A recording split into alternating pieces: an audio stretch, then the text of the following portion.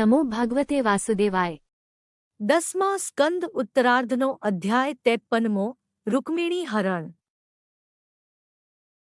શુકદેવજી કહે છે, હે રાજન, શ્રીકૃષ્ણ પરમાત્મા રૂકમિણીનો સંદેશો સાંભળીને વિપ્રનો હાથ પકડીને કહેવા લાગ્યા, હું પણ રૂકમિણીમાં આસક્ત છું, તેથી મને રાત્રે નિદ્રા પણ નથી આવતી।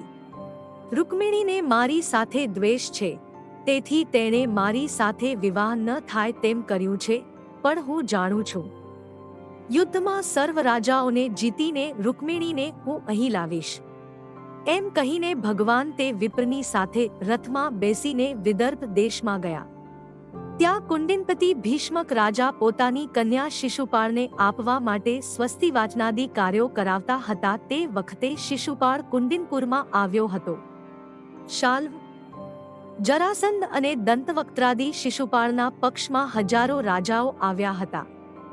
શ્રીકૃષ્ણ રૂકમિણીનું હરણ કરે તો તેની સાથે યુદ્ધ કરવું એવો નિશ્ચય કરીને રાજાઓ આવ્યા હતા। સૂર્યોદય થયો છતાં વિપ્ર અને શ્રીકૃષ્ણ કોઈ ન આવ્યા, તેથી રૂકમિણી ચિંતા કરવા લાગ્યા, હું અભાગણી છું, શિવ અને સતી ગૌરી મને અનુકૂળ નથી। આ રીતે શ્રીકૃષ્ણની રાહ જોતા તે રૂકમિણીને શુભ શુકનો થવા લાગ્યા। તેવામાં પોતે પત્ર લઈને મોકલેલો વિપ્ર જવાબ લઈને આવ્યો। તેણે શ્રીકૃષ્ણે જે કહ્યું હતું તે વાત રૂકમિણીને કહી। પછી શ્રીકૃષ્ણને આવેલા જાણીને રૂકમિણીના રક્ષણ માટે ઘણા રાજાઓને સાથે રાખીને ભીષ્મક રાજાએ રૂકમિણીને ભવાની દેવીના દર્શન માટે મોકલ્યા। રૂકમિણી ભગવાન શ્રીકૃષ્ણનું ધ્યાન કરતા કરતા પગે ચાલીને ભવાનીના મંદિરમાં ગયા અને પ્રણામ કરીને અંબિકાની સ્તુતિ કરવા લાગ્યા। હે અંબિકે, મારા પતિ શ્રીકૃષ્ણ પરમાત્મા થાય તેવી મારી ઉપર કૃપા કરો। આમ સ્તુતિ કરીને પછી રૂકમિણી પોતાની સખીનો હાથ ઝાલીને મંદિરમાંથી બહાર આવ્યા। રૂકમિણીને જોઈને ત્યાં રાજાઓ ઊભા હતા તે કાંપીડિત થઈને મૂર્છિત થઈને પડી ગયા।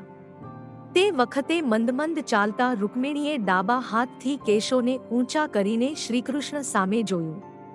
તે સમયે શત્રુઓની વચ્ચેથી રૂકમિણીને લઈને રથમાં બેસાડીને રાજાના સૈન્યોનો પરાભવ કરીને શ્રીકૃષ્ણ અને બળદેવે ચાલવા માંડ્યું।